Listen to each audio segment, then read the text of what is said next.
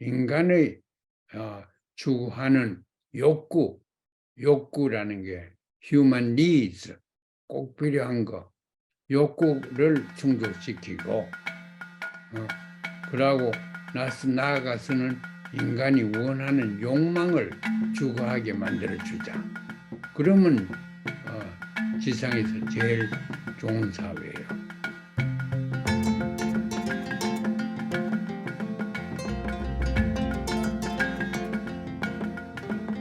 저는 시즌2를 2학기라고 그랬는데 2학기 들어와서 오늘 4번째입니다.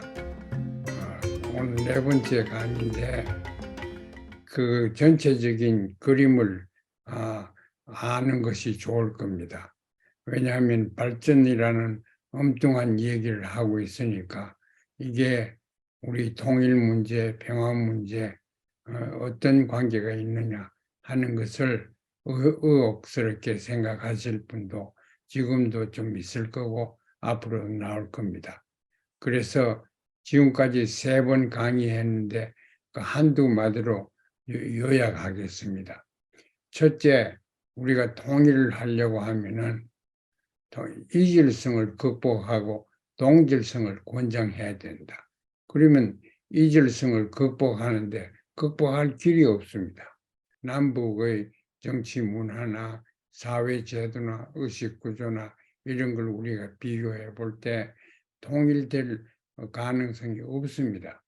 그렇기 때문에 지금 70여 년이 되어도 통일이라는 구상조차 못하고 있지 않습니까?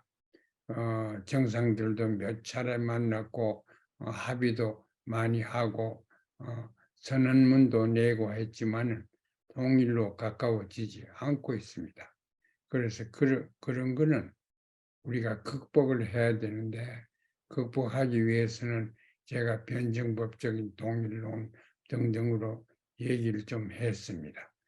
그 다음에 지난 3 강좌 중에 중요한 것은 이념적으로 사회주의와 자본주의를 조화시키는 방법이 우리나라뿐만 아니라 세계적으로도 없습니다. 동서양을 막론하고 없습니다. 그런데 없기 때문에 우리가 더욱더 도전감을 느끼고 그 길을 찾아야 될 것입니다. 통일해야 되는 설계도가 없습니다. 그런데 설계도 없이는 통일할 엄두도 내지 못합니다. 집을 짓는데 설계도가 있어야 집을 짓지요. 그런 것처럼 통일의 이론이 있고 통일의 개념적인 이론적인 수단 방법을 모색하지 않으면 통일 가능성조차 없습니다. 그게 지금까지 우리 역사였습니다. 그런데 우리가 남과 북을 통일시키는 설계도를 만들 수 있으면 우리 사랑방에서 만들 수 있다고 생각합니다. 만들면은 이것이 우리뿐만 아니라 전 세계에 분단되고 분열된 사회 혹은 국가에 적용돼서 좋은 공헌을 할 수 있으리라고 생각하며 그렇게 하는 것이 우리 민족의 역사적인 세계적인 소명을 우리가 가지고 있다고 저는 그렇게 믿습니다. 그런데 발전이라는 것은 지난번에 말씀에 발전이라는 것은 질의 변화를 의미한다. 질의 성장을 의미하는 것이다. 양의 팽배를 의미하는 것이 결코 아니다. 제가 그렇게 결론을 내었습니다. 그런데 오늘은 어떤 식으로 해서 양을 추구를 했으면 실질적으로 냉전시대 때도 양을 추구를 했고 세계적으로 양을 많이 추구하는데 구체적으로 어떻게 발전을 연구하는 학자들, 대가들이 양을 또 했느냐. 그리고 그걸 우리가 검토하면서 꼭 주목해야 되는 것이 소위 epistemic imperialism, 인식적인 패권주의, 제국주의, epistemic imperialism이란 말을 제가 소개했습니다. 그 미국이 지금 하는 짓이 epistemic imperialist power로서 하는 거, 그걸 우리가 직접 볼 수가 있습니다. 사람이 소외됐다 하는 거는 우리만 느끼는 게 아니고 학자들이, 여러 분야의 학자들이 다 그렇게 느끼고 있는 것 같아요. 제가 공부하고 연구한 데 의하면. 그래서 사람을 다시 찾자. 사람 찾기 운동이 말하자면 학계에서 일어났습니다.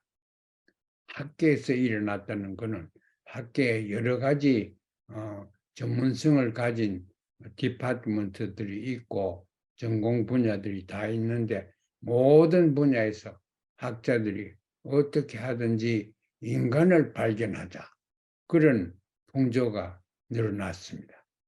그게 제일 먼저 나타나는 것이 심리학에서 나타났습니다. 왜냐하면 사람을 들여다보자. 그러니까 처음에 머리에 떠오르는 게 심리학이 아닙니까? 심리학을 학문을 가지고 개를 연구하겠습니까? 소를 연구하겠습니까? 사람을 연구하는 것이, 인간을 연구하는 것. 그래서 그게 19세기에 19세기 말이죠. 에릭 에리슨이라는 에릭슨, 존 피아제, 이런 사람들이 미국과 서양에 나타났습니다. 그래서 이 사람들은 저 인간 이성이 어떻게 발전하는가, 아이들을 고찰하면서 연구를 해서 인간 이성이 이렇게 5가지로 변하면서, 그런데 그 변하는 것이 나이에 따라서 뭐 7살에서 10살까지, 10살에서 18살까지 뭐 이런 식으로 해가지고 경험적으로 고찰을 했습니다. 그런데 그게 이제 단계로, 요담 단계로 넘어가야 되는데 설명을 그 사람들이 하지 않았습니다. 왜 어린애가 자라면서 그게 그 이성이 이렇게 발전된다고 그랬는데 왜 그렇게 발전되느냐? 필요하고 충분한 조건을 제시하면서 그 발전을 설명을 해야 됩니다. necessary and sufficient, 그러한 그 전제 조건을 내걸어야지 그 이론이 되는 것입니다. 그리고 심리학에서 나왔다 단계의 이성이 이렇게 변한다. 그런데 주로 이성만 얘기를 했지 감성은 얘기를 하지 않았습니다. 심리학에서. 감성을 연구한다는 것이 굉장히 어려우니까 그렇지요. 그래서 심리학에서 예컨대 이런 두 사람이 인간 이성 발전을, 어린애들이 나이가 먹으면서 어떤 이성을 나타내더라. 자기 아이도 고찰을 하고 아이들을 경험적으로 고찰을 많이 했습니다. 그게 1960년대에 들어와서는 소위 비헤이비어리즘, 행태주의의 힘을 입어가지고 경험적으로 여러 나라에서 존 피아제 이론을 적용을 해서 여러 나라의 그 아이들이 발전하는 모습을 많이 연구했습니다. 그 도움이 되지만은 사회 발전을 설명하지 못했습니다. 필요 충분 조건을 제시하지 못했습니다. 그게 이제 심리학의 제한성으로 나타났고, 또 심리학뿐입니까? 사회학이 나타났습니다. 사회학도 이젠 설명을 하지 말고 설명보다도 그 예언도 하고 또 미래가 어떻게 되는지 우리 추측도 옳게 하자. 그래서 사회학에서는 소위 심리학에서 처음 나왔습니다만은 SR이죠. S라는 것은 스티뮬러스, R은 리스폰스. 그 스티뮬러스를 어떻게 주니까 인간이 어떻게 A라는 스티뮬러스가 들어오면은 X로 반응을 하고 Y는 뭐 어떻게 반응하고 이렇게 스티뮬러스 리스폰스를 가지고 과학적으로 설명하려고 정치 발전을 사회 발전을 설명하려고 많이 했습니다. 그러나 그것도 원인과 결과라는 것은 그게 이제 과학 철학에서 설명이 무엇이냐 하는 것을 알아야 됩니다. 설명이라는 것은 그 모든 조건이 있고 결과가 나오는데 그 결과가 이 조건하고 연결이 어떻게 되느냐 하는 것은 자기들이 못합니다. 거기에는 상식이 있던가 기정 이론이 발견되었던가 그래야 됩니다. 그래서 이론 없고 상식도 없는 데서는 과학화가 되지 못합니다. 그래서 그런 걸 우리가 얘기를 할 수 있고 사회학에서는 막스 웨이버 같은 사람이 큰 역할을 했는데 그건 19세기 사람이고 20세기에 들어와서 미국에서 아주 대가가 한 사람 나타났죠. 그런데 그 사람 세상 학자들이 다 대가라고 그러는데 제가 볼 때는 에피스테믹 임페리얼리스트입니다. 그래서 저는 그 사람은 그러니까 미국 사람이었어. 처음으로 미국 사람으로서 대가가 나타났는데 그 사람 이름이 탈것 파슨스라고 하는 사람입니다. 그 사람은 예컨대 어느 나라든지 어느 조직이든지 꼭 필요한 역할이 있다, 기능이 있다. 그 기능을 수행해야지 그 조직이 존재하고 존재할 가치가 있다. 이렇게 보는 견해입니다. 그런데 어느 조직인지 간에 나라든지 간에 그게 세 가지 기능이 있습니다. 하나는 goal attainment, 목적을 달성시키는 그런 기능을 하지 않으면은 조직이 존재하지 않는다. 둘째는 pattern maintenance, 만들어나는 자기의 조직의 어떤 유형을 계속 지속해야지 그렇지 않으면은 이런 조직이 살 수가 없다. 국가까지 포함해서 그런 얘기입니다. 그 다음에 제일 중요한 것이 인테그레이션 펑션이 꼭 필요하다. 그렇게 얘기를 했어요. goal attainment, pattern maintenance, integration. 그걸 타겟 파슨은 functional requisites라고 그랬습니다. 그 기능적으로 꼭 있어야 된다고 그랬죠. 그러고 나서 이 사람이 가고 나니까 이제 정치학이 나왔습니다. 정치학이 나와가지고 functional requisite 이렇게 떴고 저렇게 떴고 산산조각을 만들어 놨습니다. 거기에서 제일 중요한 사람이 정치학하는 사람은 100% 그 사람 이름을 알 거예요. 게이브리엘 알몬드라고 하는 사람입니다. 알몬드.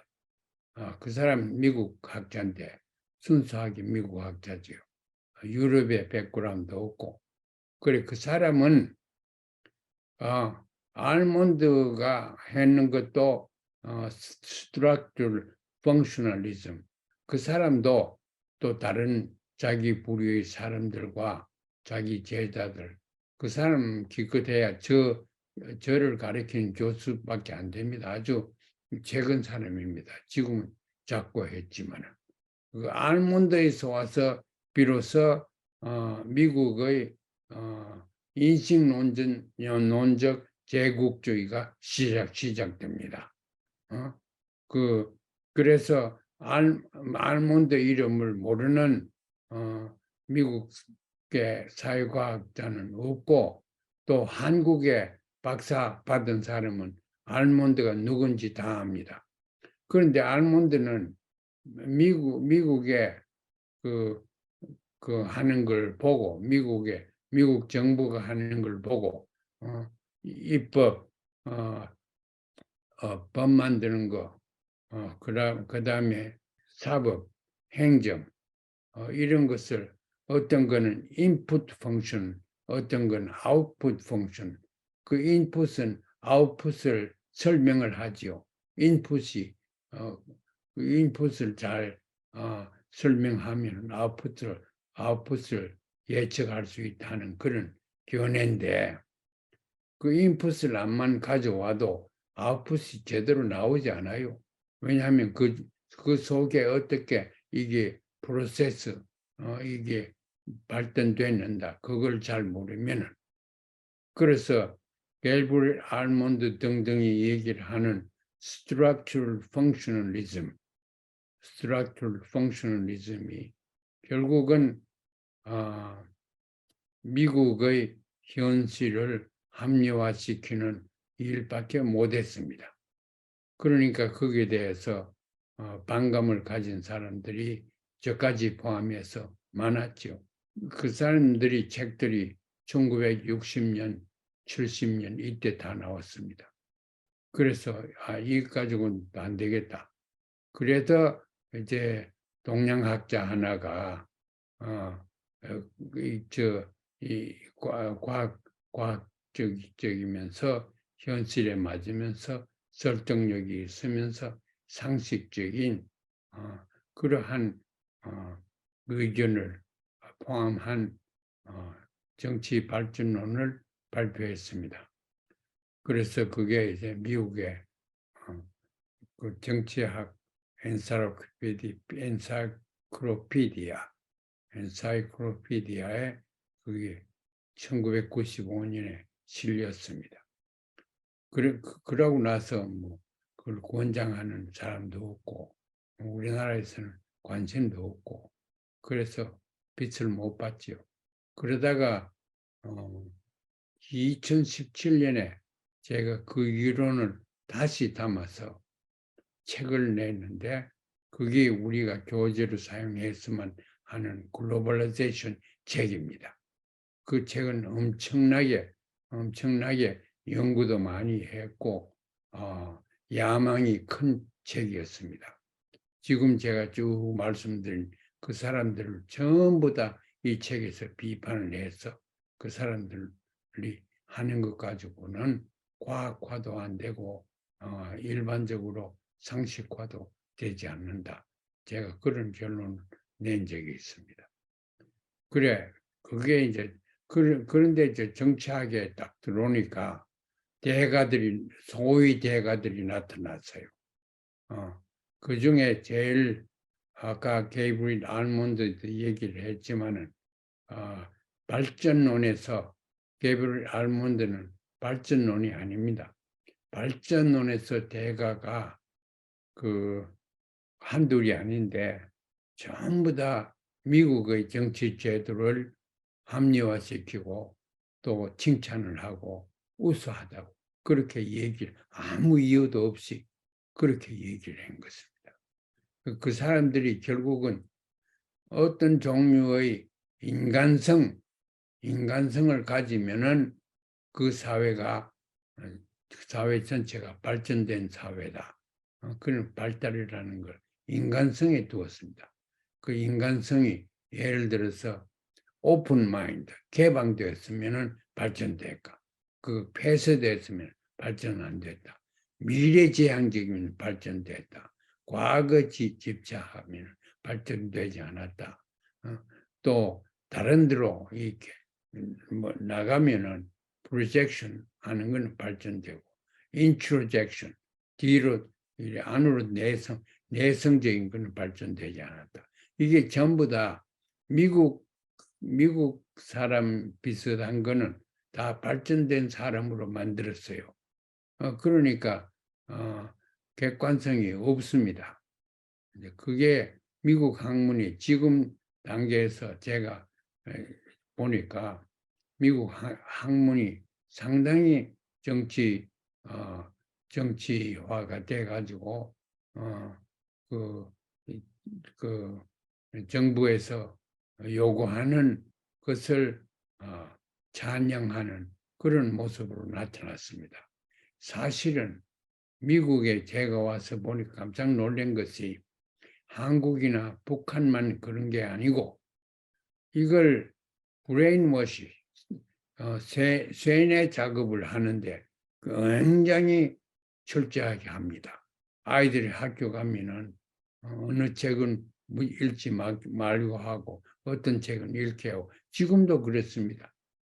그래서 이 미국 교육이라는 것이 객관성 있는 상식화된 교육이라고 하지 못하겠습니다. 교육뿐만 아니라 정책은 더 말할 나위가 없습니다. 그것도 이제 제가 와서 1960년대에 와서 제일 큰 사건이 일어난 게 뭡니까? 그게 베트남 전쟁이었습니다. 1960년, 70년 중반까지. 그 베트남은 그건 그 민주주의를 신봉하지 않은 동양 사람들은 전부 다 제거해야 된다. 이 세상에 잘 살 자격이 없다. 이런 식으로 생각하는 것이 미국의 학풍이었습니다. 제일 정부보다 더 앞장서 가지고 미국의 상황을 정치적으로 이용하고 또 다른 조직이나 다른 사람들을 악마로 취급하는 것이 말하자면 지식사회, 학문사회 거기에 가장 철저하게 나타나 있습니다. 그걸 모르고 해외 유학가 박사 하나 받았다고 돌아가지만 전부 다 세뇌가 돼가지고 돌아가게 되는 것입니다. 우리 그걸 알아야 돼요. 그런데 이런 거를 세뇌가 되고 또 서구 편파적으로 정당화시키는 이런 거를 하루라도 빨리 극복을 해야 되는데 극복한 길이 영원합니다. 지금 미국이 얼마나 폐쇄적이며 얼마나 제국주의 역할을 패권을 주장하는 나라입니까? 그런데 그걸 모르고 어떤 나라들은 예컨대 윤석열 정부의 대한민국은 미국을 계속 선망하고 있지 않습니까? 그 선망하는 또 이유도 있어야지. 이유 없이 선망하고 잘못된 이유까지 설명하기 때문에 정책이 옳게 안 나옵니다. 중국 비난 막 해놓고 폴란드에 군사 지원 해놓고 윤석열 정부가 그러고 중국이 필요하니까 경제적으로 보니까 우리 중국에 의존할 수밖에 없다. 또 그렇게 나오죠. 그런 식으로 해가 국제적인 설득력이 없습니다. 그러면 웃음감밖에 되지 않아요. 그러한 이론이 서구화되었고 그것도 미국 제국주의적인 모습을 그대로 따라가고 하는 것이 발전론의 지금까지 일어난 발전론의 상황입니다.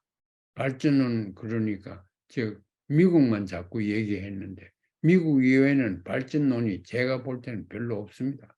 미국이 전부 다 외국 가서 그대로 영향을 미쳐가지고 미국의 뭐 structural functionalism이나 에이브릴 알몬드나 모르는 사람이 없습니다. 학계 서구에는 그만큼 잘못된 걸 가지고 우리가 세뇌가 되어 있으니까 우리는 여기에서 벗어나서 새로 시작하는 그러한 그렇게 노력해 보자 하는 것이 저희 야망입니다. 학자로서.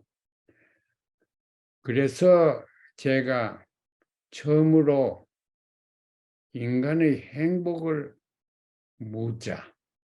인간이 뭐 성향이 어떠냐 그런 걸 묻지 말고 모든 인간이 원하는 것은 행복이다. 행복은 어떻게 하면 행복이 되느냐. 발전되면 행복하게 된다. 발전이 옳게 되면. 그런데 그렇게 옳게 되기 위해서는 인간의 추구하는 욕구라는 게 human needs, 꼭 필요한 거, 욕구를 충족시키고 그러고 나아가서는 인간이 원하는 욕망을 추구하게 만들어주자. 그러면 지상에서 제일 좋은 사회예요.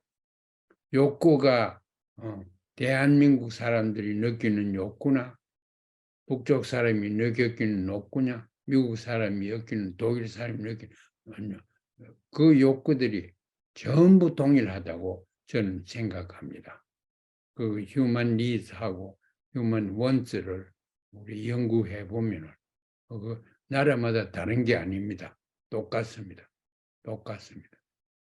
그래서 그렇죠. 그러니까 예를 들어서 살고 싶다. 그 자살할 사람은 살고 싶지 않겠지만은 그거는 조금 이상적이고 병적이고 모든 사람은 살고 싶어 해요. 어떻게 사느냐 하는 것은 둘째 문제고 모든 사람은 다 살고 싶어. 그런데 살기 위해서 음식을 먹어야 되죠. 상식적입니다. 그런데 사는 것은 동일한데 음식은 밥을 먹느냐 빵을 먹느냐 차이가 있습니다. 우리는 밥 먹으면서 빵 먹는 사람 보고 그건 너거는 못 쓰겠다. 그러면 안 돼요. 또 그 반으로 빵 먹는 사람이 빵을 먹어라. 그래야지 뭐 이런 게 좋고 저런 게 좋다. 빵 안 먹으면은 우진국이다. 야만인이다. 그렇게 하면 안 되지 않습니까? 그래서 그 이념도 그래요. 이념도 하나의 수단에 불과합니다. 이념이라는 거는 권력을 정당화시키고 어떤 사는 방법을 정당화시키는 수단에 불과합니다. 그래서 수단을 가지고 목적을 정당화시킬 수는 없습니다. 목적에 따라서 수단이 따라와야지. 수단을 먼저 앞에 놓으면 빵 먹어라. 빵 안 먹으면 우리가 아무것도 먹지 못한다. 이러면 안 되지 않습니까? 그래서 인간 욕구라는 것은 인간 욕구를 충족시키는 수단 방법이 있습니다. 살기 위해서 밥을 먹어야 되고 또 건강을 위해서 운동도 좀 해야 되고 정치 이념도 수단이다. 이걸 분명히 알아주시기 바랍니다. 사랑방에서는 정치 이념은 목적이 아니다. 수단이다. 저는 그렇게 생각합니다. 목적은 발전이다. 목적은 인간의 욕구와 욕망을 추구하는 것이 목적이다. 그러면 행복해지니까 행복이 목적이다. 이렇게 봐야지 평등이 더 자유보다 높다. 더 바람직하다. 이렇게 봐서는 안 됩니다. 자유가 더 고귀하다. 평등보다. 이렇게 봐서도 안 됩니다. 자유나 평등이나 이건 전부 다 이념에 불과합니다. 그래서 우리는 크게 잘못된 것이 이념이 수단이다 하는 것을 망각하고 있어요. 이념이 목적이라고 보고 있다고. 대한민국도 그렇고 조선민주인민공화국도 그렇습니다. 그걸 우리 통일정부를 할 때는 통일의 이념을 목적을 위한 수단으로 사용되는 이념을 우리가 정당화시켜야 되겠습니다. 이념이 목적이 아니고 욕구 충족, 욕망 추구가 목적입니다. 우리가 욕구를 추구를 하고 욕망을 추적을 할 때 어떤 걸 추구하느냐에 따라서 그게 제도가 만들어집니다. 밥을 먹기 위해서 어떤 제도? 농사 짓는 제도가 만들어지지요. 농업이라는 것이 밥을 먹기 위해서는 그 깨끗한 공기를 가지고 그러기 위해서는 좋은 환경을 만들어야죠. 아프면은 이걸 진료를 받아서 전문가한테 내가 치료를 받든가 해야 되겠다 하면은 의학이 필요하지요. 그래서 필요한 것을 우리가 정당화시키고 또 받아들여야 됩니다. 밥을 먹는 게 좋은데 남이 나쁘기나 그 밥이 시장에서 사가온 쌀로서 만든 밥이든가 집단 농장에서 단체로 그걸 밥을 만들어가 다 분배를 하든가 어떤가 관계가 없습니다.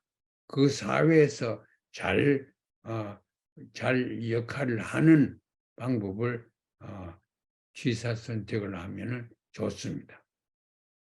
처음 인간 욕구 가운데 물리적으로 육체가 사는 것이 중요합니다. 그 살기 위해서 농업이라는 제도가 나오죠. 그 살기 위해서 국방이라는 제도가 나오죠. 그 살기 위해서 검찰 혹은 경관 이런 제도가 나오죠. 그 살기 위해서 병원이 나오죠. 그 살기 위해서 환경을 위한 정책도 나오죠. 그런 걸 다 우리가 종합적으로 봐서 이 통일정부의 정치 이념을 만듭시다. 왜냐하면 갑론을박할 여지가 없도록 만들어야 됩니다. 그렇죠? 그래서 이걸 이제 하나하나 살아야 된다. 육체적으로 살아야 된다. 그러기 위해서는 아까 말씀드렸지 농업을 해야 되는데 농업하고 군사하고 경관하고 검찰하고 이런 게 있어야죠. 환경 좋아야죠. 그러면은 어떤 태도가 생기냐면 권위에 복종하는 자연 법칙에 순응하는 그런 의식 구조가 생겨요. 정당화. 그러니까 군인들도 명령 복종해야지. 명령 중에 꼭 복종 안 하면 큰일 나는 게 지금 터키에 일어났지 않습니까? 지진이 일어나가 지금 5천 명 이상 죽었다고 그러는데 그런 식으로 되면 안 되죠. 그러니까 그 자연의 법칙, 자연의 원칙에는 순종을 해야 됩니다. 그래서 후진국일수록 자연을 중요하게 생각. 왜냐하면 자연이 없으면 농사를 못 짓고 농사를 못 먹을 게 없으니까. 그래서 얼마나 상식입니까? 농사는 음식을 만드는 거예요. 장난감 만드는 게 농사 아닙니다. 그걸 우리가 생각하면은 제가 지금부터 추구하는 이론이 상당히 설득력이 있을 거예요. 자연에 의존하는 것이 농민사회, 농업사회입니다. 왜냐하면 비가 얼마나 오며 템퍼레처, 온도가 얼마며 하는 것은 우리가 바꿀 수 없습니다. 인간이 그렇게 까불어 사도 자연 하나 바꿀 수가 없습니다. 자연에 순종하면서 사는 그런 방법이 통일정부에서는 제일 중요합니다. 그래서 순종한다는 게 법칙에 순종하는 것이지 군의에 순종하라는 말은 아닙니다. 군인이 인민들에게 가르치는 것은 법칙이 복종하는 걸 가르치지 않습니까? 왜냐하면 군대를 우리가 군대에 복종을 하지 않으면 안보가 안 되지요. 검사나 중경에 복종하지 않으면 안전한 사회를 유지할 수 없지요. 그러니까 일반적으로 그런 의식 구조가 군이나 또 절대적인 어떤 안거할 수 없는 힘이 있으면 거기에 복종을 하게 됩니다. 그래서 그 복종을 정당화시키고 복종을 더 잘하게 만드는 것이 교육입니다. 교육이며 사회 언론이며 이런 게 다 그렇죠. 그러면은 거기에 필요한 제도가 생깁니다. 복종을 선양시키는 제도들이 생깁니다. 그게 어떤 종류의 정당도 될 수 있고 어떤 종류의 정치 압력당제도 될 수 있고 어떤 종류의 군인이나 그런 경찰의 역할도 될 수 있고 그래서 복종이라는 것이 꼭 필요합니다. 가장 발전되지 못한 인간의 생명을 위태롭게 하는 상황에서 우리가 살기 위해서는 복종을 해야 된다. 그 복종이라는 게 다 나쁜 게 아닙니다. 그리고 미국에서는 뭐 복종하면 독재자다. 그런데 미국은 독재자 아닙니까? 미국만큼 대통령이 독재하고 정치가 독재하는 나라가 별로 없습니다. 미국만 독재합니까? 다른 나라들도 전부 다 독재를 다 합니다. 그래서 어떤 나라들 예를 들어서 북한은 독재 국가다. 1인 독재다. 뭐 그런데 그 보기에 따라서 그렇게 볼 수도 있겠지만 저는 그렇게 보지 않습니다. 북한이 경제적 어렵고 또 안보적으로도 그렇고 국방적으로도 어렵고 하기 때문에 절대적인 권위 추종을 하는 권위를 중심으로 하는 저식 정치가 생겼습니다. 그게 계속 그렇게 될 거예요. 그래. 그렇고 그 인간이 뭐를 마치고 나면은 자 배가 부르면은 또 안전하고 건강하고 이러면은 어린애가 두 달 먹은 아이가 뭐를 찾는다고 그랬죠? 엄마 손을 찾아요.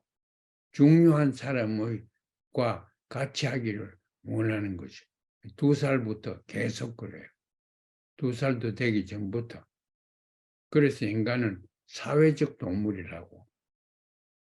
그게 있는 그대로를 표현한 거예요. 인간은 사회적 동물이라. 사회적 동물이라는 말은 인간은 남이 필요하다. 남은 필요한 게 아니라 남이 필요하다. 내한테 중요한 남이 필요하다. 가정이 필요하고 동창이 필요하고 동향이 필요하고 그 조직에서 같이 일할 수 있는 동지가 필요하고 다 필요합니다. 남이 필요합니다. 그래. 남은 누가 만드냐. 제도들이 남이 필요할 때는 제도들이 생겨요. 제일 중요한 남을 만드는 제도가 뭡니까? 가정입니다. 가정이에요. 그래 가정은 우리가 경험적으로 과학적으로 생각해야 돼요. 가정은 사회주의적인 조직체입니다. 가정은 사회주의예요. 가정은 어떻게 보면은 아버지나 할아버지나 어머니나 할머니나 독재하는 곳입니다. 가정에 독재가 없으면 가정이 반란이 돼요.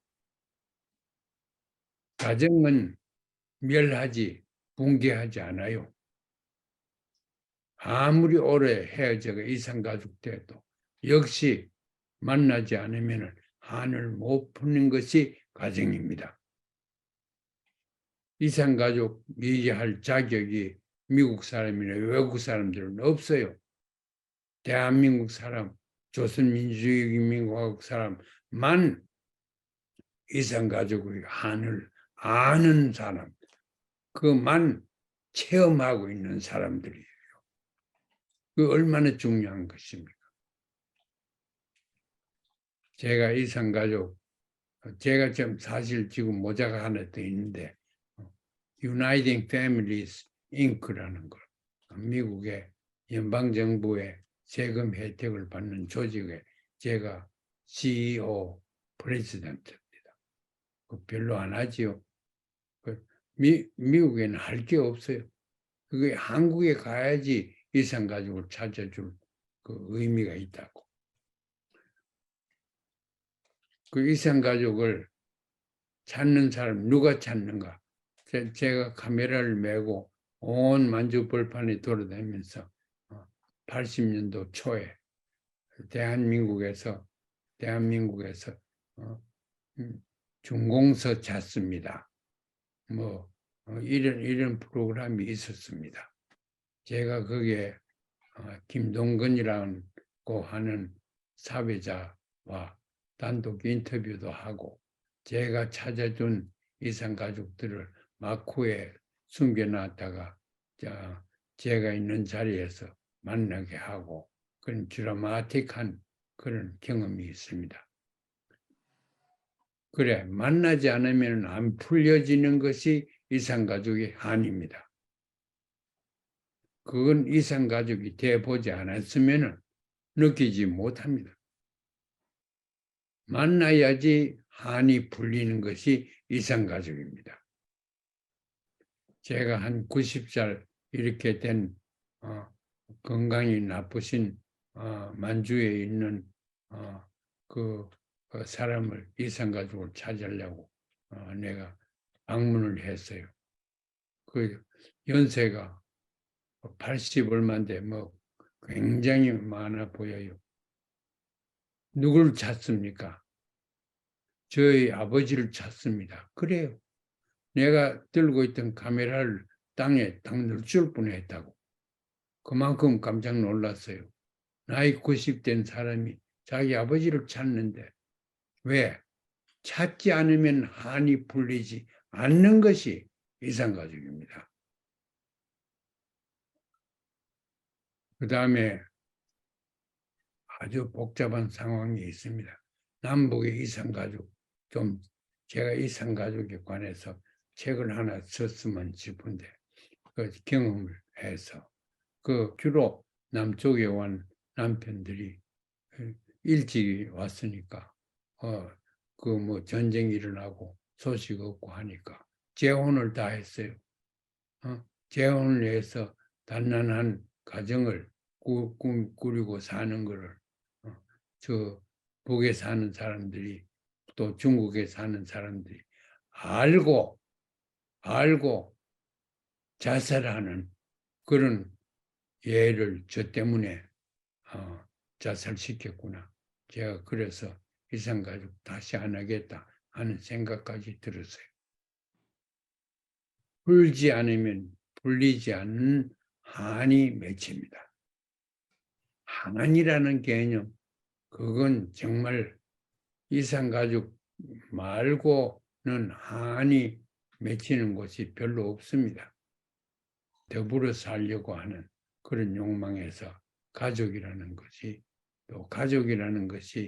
굉장히 중요하기 때문에 가족적으로 사회를 만들고 가족적으로 국가를 만드는 것이 국가의 안정과 국가의 행복을 위한 한 가지 방법이 또 그렇습니다.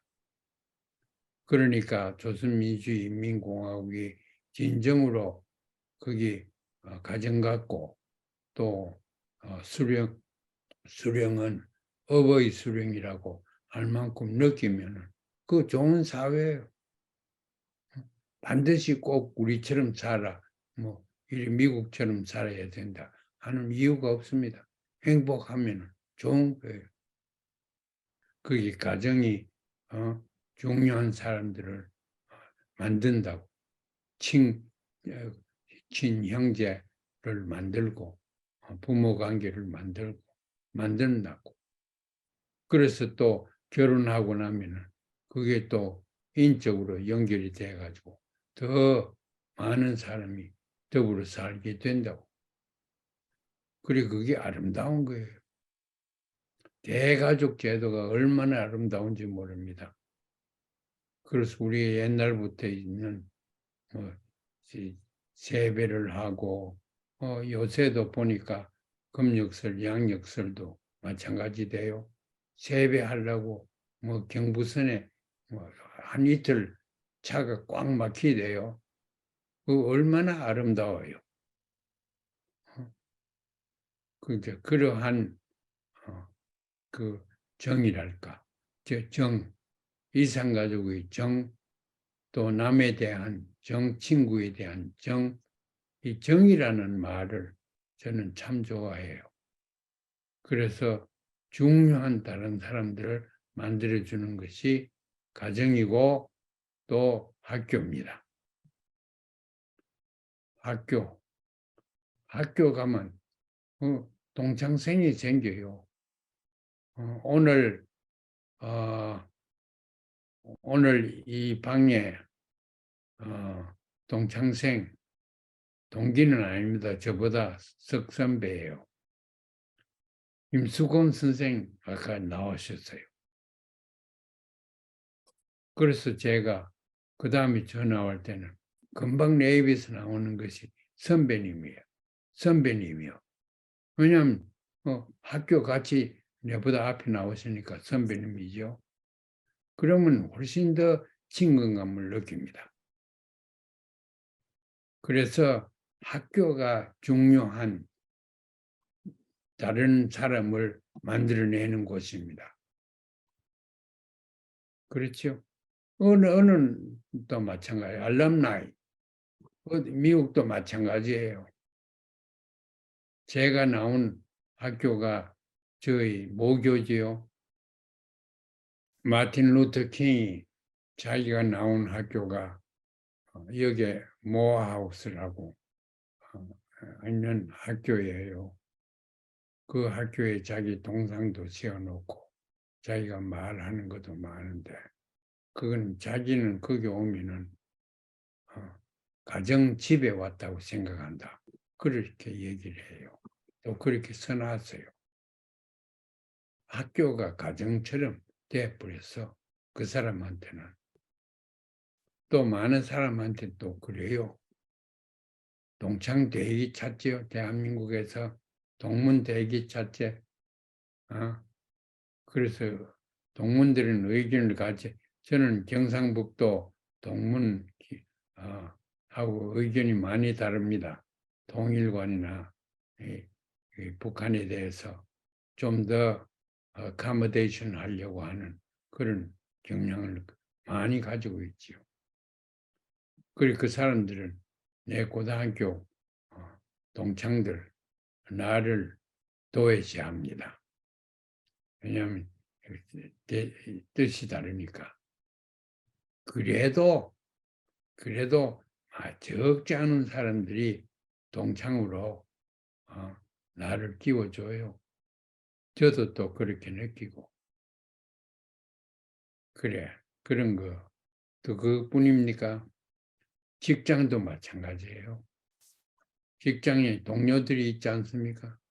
그게 직장 나가는 것이 돈벌이면 나가는 게 아니고 동료들이 있기 때문에 나가는 겁니다.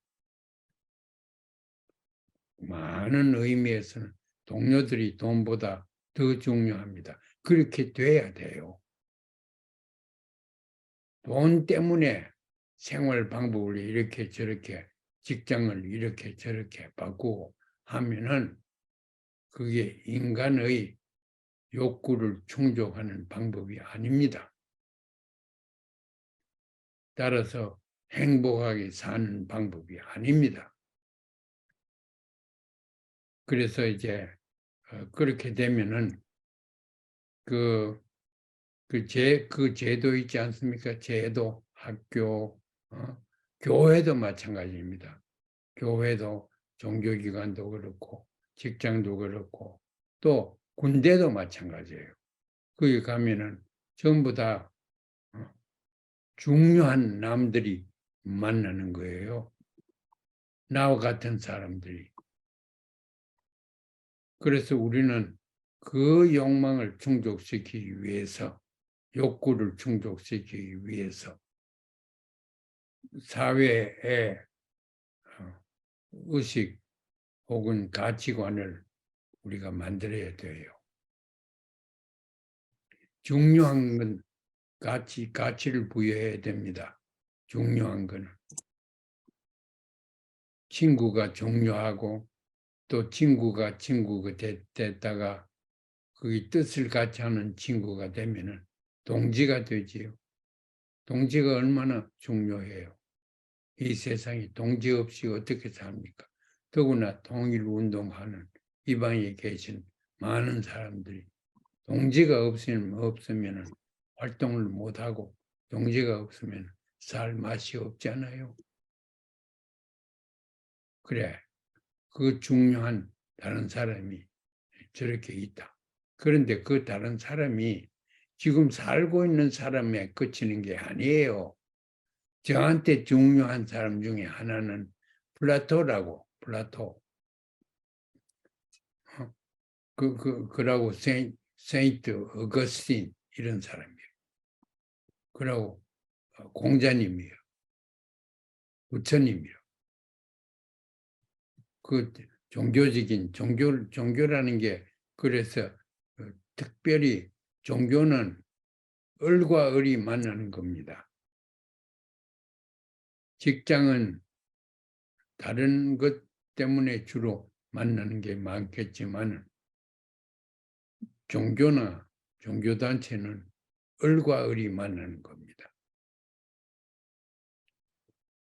그래서 그렇게 중요하기 때문에 종교의 자유라는 것이 굉장히 중요합니다. 사회가 어떻든 간에 종교의 자유라는 것은 남쪽도 필요했고 북쪽도 필요했고 통일정부에는 더더구나 필요한 종교의 자유라는 것.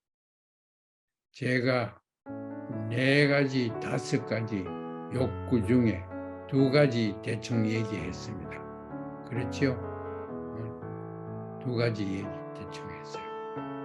그 셋째 더 복잡하고, 넷째 말할 수 없이 복잡하고, 5째 이렇게 제가 여담 시간에 제 말씀을 드리겠습니다. 오늘처럼 제가 사랑방에서 얘기하는 것처럼 그랬지 뭐 강의하는 것처럼 하지는 않았습니다. 계속 사랑방 다음화로 이렇게 이어갈까 생각합니다. 대충 그렇게 하고 고맙습니다. 들어줘서.